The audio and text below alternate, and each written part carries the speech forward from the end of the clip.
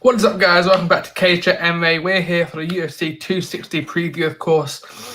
It is the rematch, the biggest, baddest men on the planet, going back at it once again. 3 and a bit years later, of course, back in 2018, these two fought at UFC 220. Stipe Miocic defeated Ngannou, then via unanimous decision. Obviously, back then, Ngannou was coming in as this monster, this prospect. He'd just beaten Alistair Overeem and fought a month later. This time, Ngannou's been out for almost a year. His last fight was in May against Julian. He's still got that air of special about him. He's still got that feeling. Obviously, he's only spent 2 minutes 42 in the cage in his last 4 fights, getting first round wins and a second round win, I believe, against Curtis Blades. But his fight, a first round in the rematch, of course. But he's still got that air of confidence about him. He's still got that brilliance. But is that lack of octagon time gonna provide him with any more sort of nous and experience and way to beat Stipe Miocic? Obviously, up until that point, that was the longest. I think if you add up all of the wins in Ngannou's career, it still doesn't add up. At least within the UFC, it still doesn't add up to the time spent in the octagon with Stipe Miocic. Now, since then, obviously, Stipe's had the trilogy with DC. He lost the belt, regained it, defended it. Obviously, this time by unanimous decision. 1 KO against him, 1 KO in his favour. And obviously, they settled the beef. But, we saw him at the weekend, or during the fight week, doing press and whatnot. Miocic was very calm and collected as always. Obviously, by trade, he's a firefighter. So I imagine, to what extent that helps him. It might help him keep those nerves down. It might help him keep calm, collected when he's going into a situation that, usually requires a lot of stress, a lot of sort of energy exerted, where you're going to get more tired, a bit more nerves, etc. He's been in those sort of darker places, I imagine. And obviously he's kept very grounded by that job as well. Francis, it seems like he, reacted at least at the first point negatively towards the limelight, and it's taken him time to adjust to. Obviously, his story is phenomenal. If you saw him on Joe Rogan, he's now a Gymshark athlete. He's really turned his sort of, I don't want to say turned his fortunes around, but it seems like he's gone back to those humble roots of them, found himself again. Whereas it seems like maybe, at least within that month between the Overeem and Miocic fight, he lost who he was almost as an aspect. He got a bit too big for his boots. That came down. Then we had the Derrick Lewis rematch, of course. Derrick Lewis fight, that went to decision. Obviously, he lost that. It wasn't his best performance inside the cage, obviously. He felt timid. He felt a bit, he didn't want to lose again. He felt like he let people down in the previous fight, and he had to refine himself. He's done that so brilliantly, beating Blades, then 2 former champions in Velasquez and Junior Dos Santos, and then a rising prospect in Rosenstruck as well. So he's kept himself at number 1. Obviously, he's had to wait a while, but he's done what he's had to do pretty much. And it's so difficult not to look at Francis Ngannou and say he's going to win the title, because off the base of his body work, he doesn't lose and he knocks everyone out, unless you name Stipe Miocic and Derrick Lewis. And Stipe has to be perfect for 25 minutes. Ngannou doesn't. He can just throw one, wild right, wild left in an exchange and a flurry, and he become heavyweight champion, which we saw Miocic using his wrestling, pinning Ngannou down, which is the best way. Obviously, there's no sort of threat of being knocked out unless you're Kevin Holland and Jacare Souza, of course. I wonder if Kevin Holland, Ngannou watched that fight and thought, oh, maybe there's a trick here. We don't know. It'd be interesting to see if Derrick Lewis and Ngannou, it's a shame their paths are probably going to cross again, because it'd be interesting to see them trade again, or train at least, because obviously we've seen Derrick Lewis, he's got the power, but he's also got, the ability to get up, and he's got that ground game. And obviously this is going to be maybe the most watched and most anticipated aspect, is how Ngannou's ground game has evolved. Obviously he's moved down to Vegas. It looks like he's settled in very nicely there. Obviously, he's training with Miesha Tate, who's now returning, of course. And it seems like all has been good down in Vegas. He's got the PI on his doorstep. He's got some fantastic trainers with him who have been put through hell, well, going off the Embedded series at least. Yeah, you don't want to be training with Ngannou, do you? With kicks and with the power that he possesses. But I remember the build up to the Rosenstruck fight, how much time he was putting in on working on that ground game, that ground and pound, doing the gritty bits, which, he's still very raw in the game. Obviously now he's probably a bit more, he is seasoned now, but, rewinding time to Miocic, he was probably still quite raw. He's very much a boxer, you could say. He's got the power in his hands, but, piecing the little bits together, doing, oh, my back's up against the cage, oh, I've been taken down, get back up, etc. He has got a Kimura in his locker. He's got a submission win in his locker, so we know that he can pull those things out of the bag. But unfortunately, on that night he couldn't. But if he's much more within himself, he's much more calm. Obviously, there's no fans in the attendance, so it's going to be a lot quieter. The octagon's a lot smaller, so he doesn't have to chase Stipe as much. So we might be able to go a little bit longer in his peak performance before he starts fatiguing. He's got nearly 30 pounds on Stipe tonight. Well, maybe not tonight, but at least on weigh-ins yesterday, he's got 30 pounds on him. But that is a lot of muscle. You saw it with Anthony Joshua and Andy Ruiz. The muscle does fatigue a lot quicker. While the Fury, you see the body types that those two different athletes have. Same division, obviously different sport, of course. But you see how quickly it can deteriorate for the more muscular guy, the Superman of the fight, you could say. But I think Stipe, obviously 234, is coming in looking to be a lot leaner, a lot sharper. And maybe those DC fights did help him, because obviously I think he was 240 for the first DC fight, then he cut down to 235, 234-ish for the next two fights. So he was a lot leaner, and he seems to be in his optimum. And this is where I do think we do need a cruiserweight division. I do think we need a 230-pound division. There's a 30-pound differential between these two. And Ngannou probably should be the heavyweight champ, and Stipe should probably be the cruiserweight champ. But it's where this division probably allows us to wander and dream the most, because obviously we see so many different. Stefan Struve 6'7". You've got DC at 5, I think 5'10", 5'11", heavyweight champion of the world. So it's a bizarre fight to call. And obviously, let's have a look at the tail tape, of course. Obviously, you got Miocic at 20-3, and Ngannou at 15-3. Both of them 6'4", as you saw there, 234 pounds and 263. They weighed in yesterday. Ngannou with the 3-inch reach advantage and a hefty leg reach advantage as well. So it'd be interesting. He can bring those kicks into his game, keep the distance. Calf kicks are very much more evolved than they were 3 years ago when they had their first fight. So can he, kick the calves out of Miocic? Maybe that's a way of getting around him.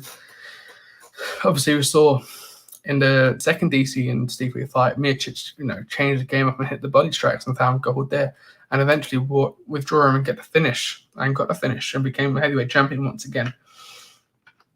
He is the greatest of all time, and in an aspect you have to give him his due credit and due respect and say, he is the greatest. We've seen him do this already. We've seen him beat Scout already.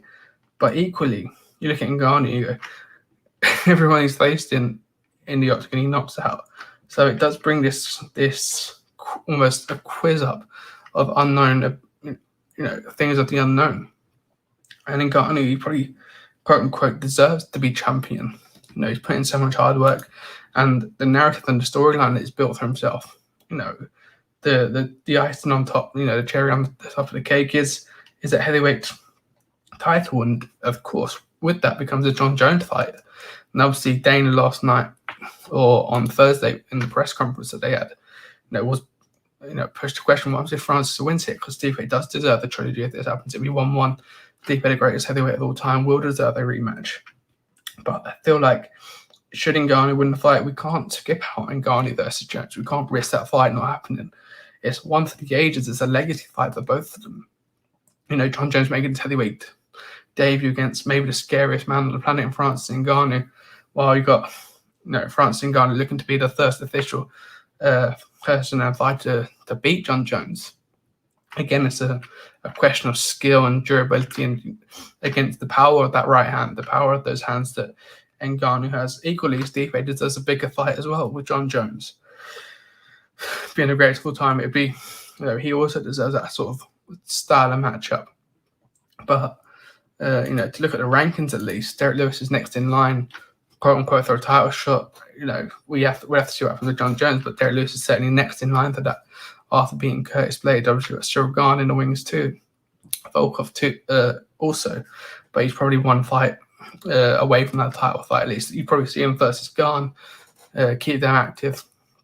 Maybe that happens in June, July. Derrick Lewis maybe sits out, or maybe do Lewis Gane perhaps, or a Lewis Rosenstruck, I'm thinking. At least those four, and obviously Blade's still in the mix as well. So maybe do a Blades Gane. I think that would work pretty nicely as well. But no, John Jones, we know he's going to be fighting for the heavyweight title after this. It's just whether who. But again, if Stipe does get the win, it might postpone that a little bit longer.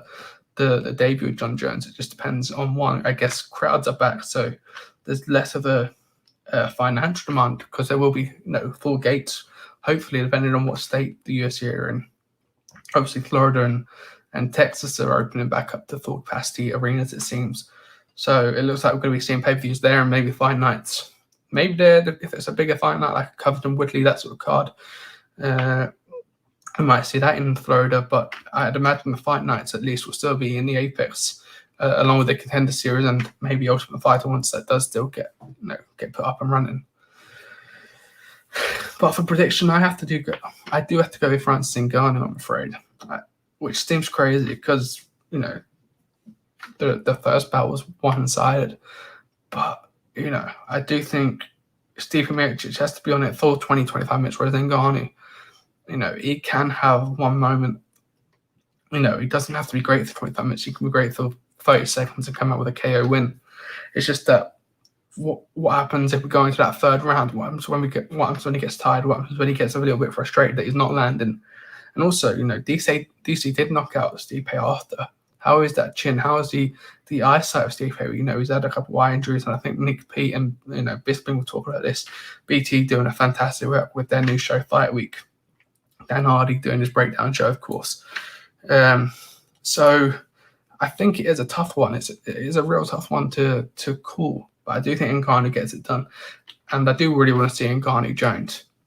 I think that fight writes itself. And, it's a test of true greatness. And it'd be interesting to see. I want to see the biopic of Francis Ngannou in 5-10 years when he's done with the sport. Maybe ventures into boxing. Who knows? We just think Julian might get a fantastic win. But that biopic with Francis Ngannou needs him holding the heavyweight title up at some point in his career. And he looks in fantastic shape. It's just whether that shape can benefit him in the long term in those bigger fights where he's going to go 20-25 minutes, where he has to dig deep. Stipe's been there so many times now.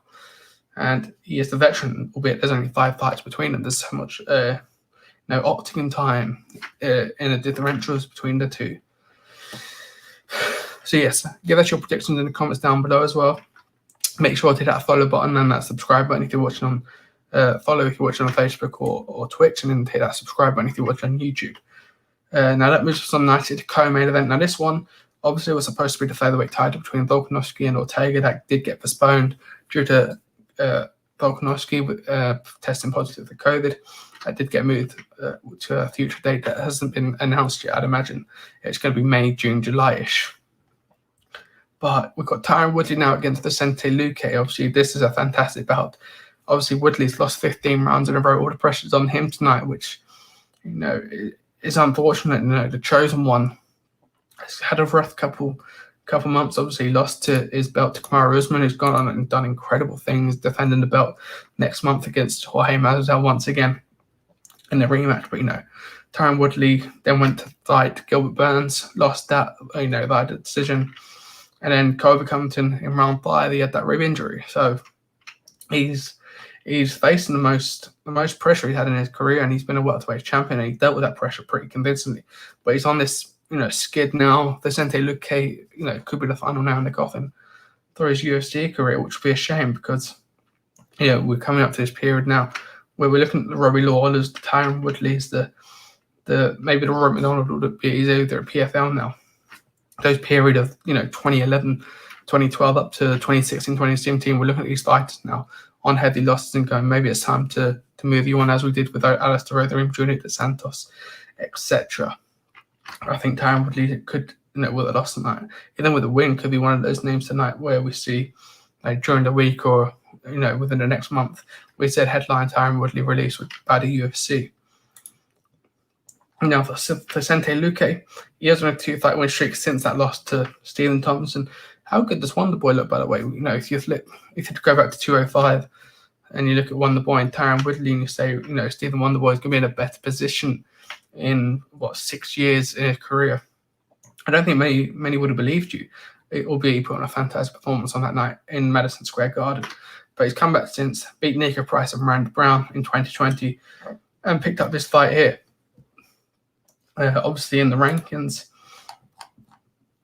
let's see. In the rankings, Vicente Luque is down in 10th, while Tyron Woodley dropped all the way down to 7th. Obviously, he was meant to fight Leon Edwards a year ago, last week, I think it was, at UFC London. That didn't happen, unfortunately, for Leon Edwards.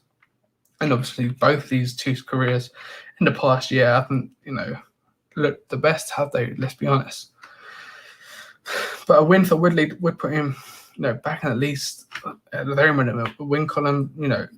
He needs to just get back in there and win. But I don't know if Vicente Luque is the right opponent for that. The silent assassin. You look at his fights against the likes of Brian Barber and the likes of, it was a good scrap against Stephen Thompson. The split decision win against Mike Perry. Finishes with Jalen Turner and Chad Laprise. He's got it in him. Dart choke against Nico Price. And it seems like Tyron Woodley is, too afraid or too.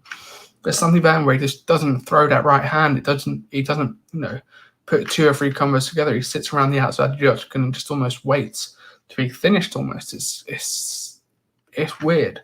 He's lost his mojo. Maybe. We see that replay of him winning the title against Robbie Lawler. That Woodley and this Woodley seem 2 very completely different people and 2 very completely different fighters. Now, I don't know when his contract is expiring. We've seen, again, with Miesha Tate, coming back. She's still got 6 fights of an 8-fight contract that she didn't complete when she retired back in 2016 at UFC 205. So she's still got to fight 6 times under the UFC banner, unless you, again, officially retires or ask for a release and there's a mutual agreement in place. Now, for your comment there, when is the time, bro? For the main event, the main card starts at 2, so I imagine the main event will be about 4, 5 in the morning UK time. We're not showing the fights, of course. This is just a preview, as I think the main card is not the main card, but the early prelims is underway with Marc-Andre Barriault and Abu Zaita. Of course, Zaita, the 2 brothers getting into a lot of bother within the past month, too, obviously, with the whole bag incident at Fight Island with Osman. They got him released. He's now been reinstated. But yeah, I think for Tyron Woodley, I do think he does get the win today. Maybe that's out of hope more than I'm thinking more with my heart than my head. But I think he is able to turn around this dull period in his career, with all due respect to him. I think he could do very well in a PFL welterweight division. We have Roy McDonald's, going to be debuting this season. I think he's got an opportunity there to cause some waves, as he does it maybe over in Bellator. But he is 38 years of age. He's not getting any younger. He's not getting any. His sort of main attribute was his reflexes, his power, his speed to catch a guy, and he just doesn't seem to have that anymore. It reminds me back to when Roy McDonald in the Bellator Grand Prix, I think it was the semi-final, he said he doesn't know if he wants to hurt people anymore. And maybe just Tyron Woodley's in that sort of same sort of mindset. There was rumors that he needed the money coming out from his corner and his team. With him being champion, maybe he's not been so, smart with his expenditures. So maybe it is a money thing that he's continuing. And obviously it's going to be on a high paycheck, being a former champion. He's going to be on that upper echelon of the UFC contracts. But for, it's going to be no easy fight against Vicente Luque. And it would be surprising if Luque won. But, to have a look at the tape, of course. 1961 against 1971. So very similar. Vicente Luque got a 2-inch height advantage, inch and a half reach advantage, and it's the leg reach advantage favors Woodley in this fight. So, it's a really good co-main event. It's unfortunate this did get moved up to the co-main event, just for the pure fact of the pressure of the fight. Now there's a bit more meaning on it. There's more magnitude on it, and it does throw a little bit of a spanner in the works. But at the very least, Tyron Woodley needs to get a close loss. He needs, a win his title in his career, but should he lose a fight, it can't be a 30-27 or. He's lost 3 rounds from being controlled on the ground for 15 minutes. It needs to be a 29-28 loss sort of thing. Or one where we're going, oh, he could have won that. He probably should have won that. Maybe a, quote-unquote robbery. But, yeah, I do think Woodley does get it done tonight, I think. And maybe we'll see him back out of the UFC. Because it's coming. Hopefully he would probably want to bow out with a win. But if he doesn't, the UFC will obviously, make that decision for him. And we should see if Dana and him have had a conversation in recent weeks, building up to the fight. Now, someone who definitely does need a conversation is Shawn O'Malley. Obviously, he's 12-1, although if you try and talk to him, he believes he's still undefeated after that Chito Vera fight. But no, he hasn't put himself in a good place with the fans, has he? In recent times, his inability to, sort of manage and take that loss. I see Conor McGregor get a lot of stick, but he's always been gracious in defeat. He took that one with Dustin Poirier. He took it, within the first 3 or 4 minutes of losing. He accepted it. Same with Nate Diaz and Habibi accepted those losses. Whereas, Shawn O'Malley got calf kicked in the same fashion that Conor did just a couple of months ago. And the way he's dealt with it, I guess you could say it's admirable, because obviously he's not let it affect him too negatively, but he's also it's one of those ones, has he learned from the loss? Has he, you could call it a freak loss because it's a calf kick, but they are so prevalent now in the UFC and the MMA as a whole. But he's coming up against a wily veteran in Thomas Almeida, who, again, is on a 3-fight loss skid. He's lost 4 with 5 now, Jonathan Martinez, Rob Font, Jimmy Rivera. He beat Albert Morales, and he lost to Cody Garbrandt back in 2016. So it's one of those ones where you've got to favour Shawn O'Malley here for the win. But you wouldn't be surprised if Thomas Almeida can pick it out of the bag here. It's a really good fight, because it sort of reminds us of the Eddie Wineland fight, where you're thinking here, Shawn O'Malley is here to get a paycheck, get a win on his record, and get an impressive highlight reel at the end of it. But Thomas Almeida could also pretty much teach Shawn O'Malley another lesson. I don't think he does. I think Shawn O'Malley does get the win here. Obviously, it's on the main card. 12-1, obviously 22-4. He is 5'11", which is actually huge for that bantamweight division.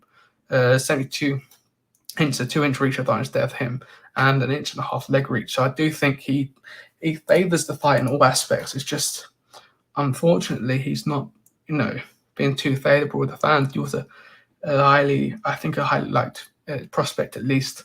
But it seems the past 4 months, obviously, the whole controversy with Casey Kenny and Megan Anderson, which he's doubled down on, saying that Megan Anderson isn't a colleague anymore, so it pretty much doesn't matter what he said, which, it says a lot about his character, maybe. But let's not get into that. Keep it strictly sports-based. I think he gets the win, and I think we see him move on. And maybe, he's outside of those rankings at the moment. He was in there with the Chito Vera fight, obviously lost, dropped out. But he's still probably in that top 20, and a win tonight, with him being such a prospect, probably, would move him up. Although saying that Marlon there is still 15, so it would be, it would be rough to put him ahead of Marlon there. And you got, the likes of Adrian Yanez, etc., putting on a great performance in what is the most stacked division in MMA at the moment. And that's across all promotions as well. Now, one fight on the prelims that does take my fancy is Modestas Bukauskas versus Mikhail Oleksiuk, I think is his pronunciation.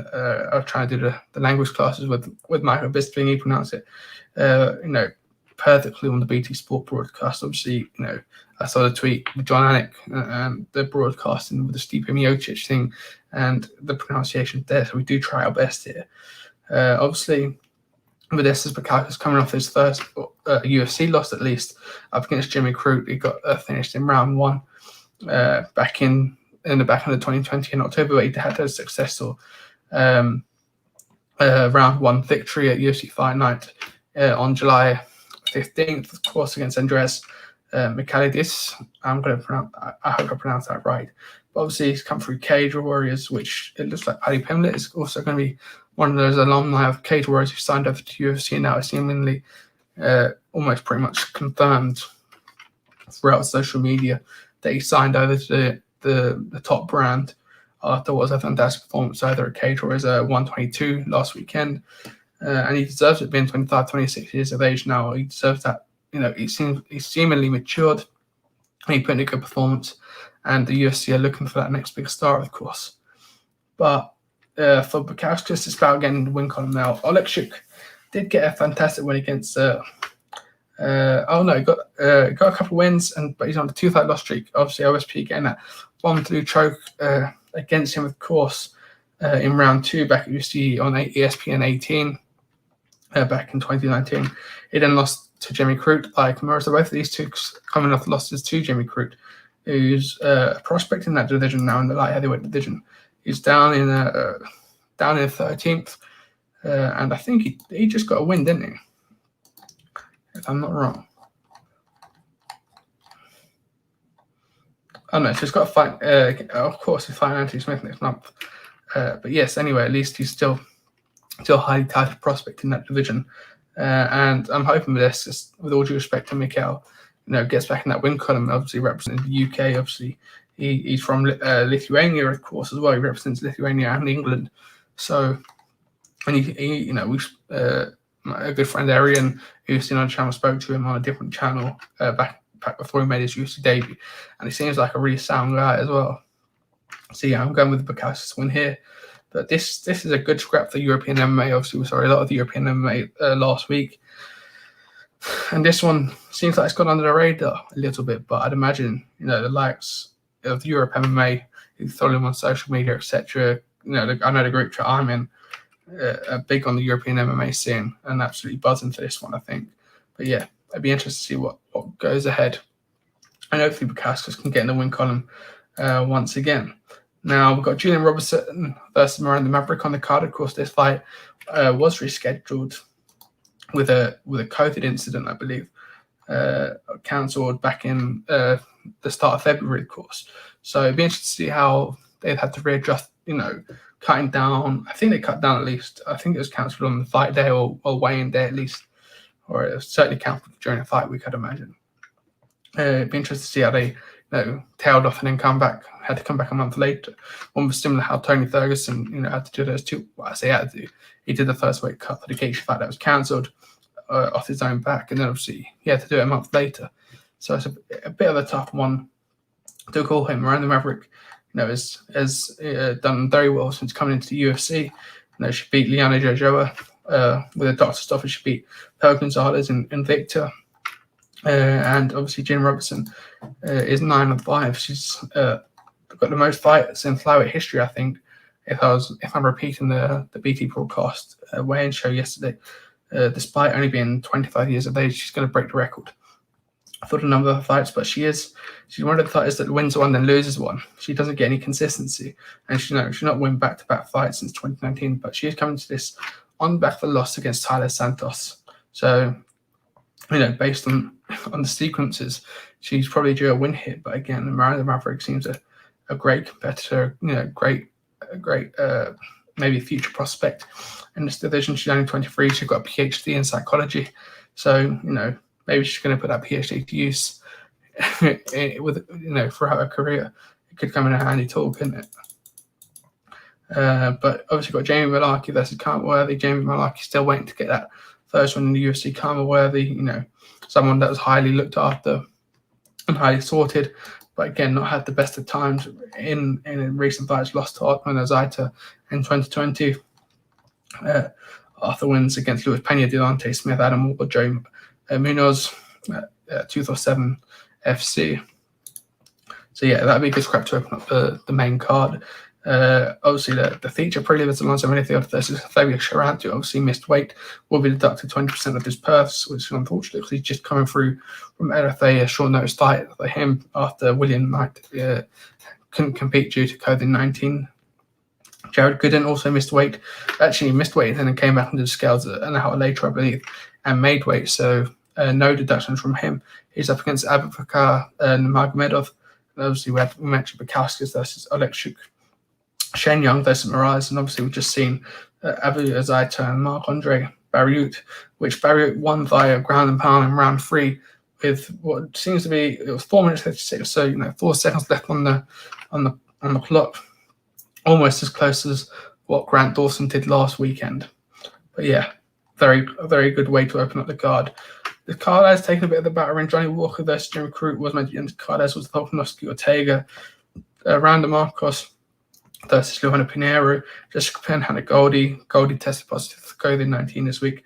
And obviously, Blagojev and Untitled, and obviously, Alonso Renithero does compete in that, was meant to fight William Knight.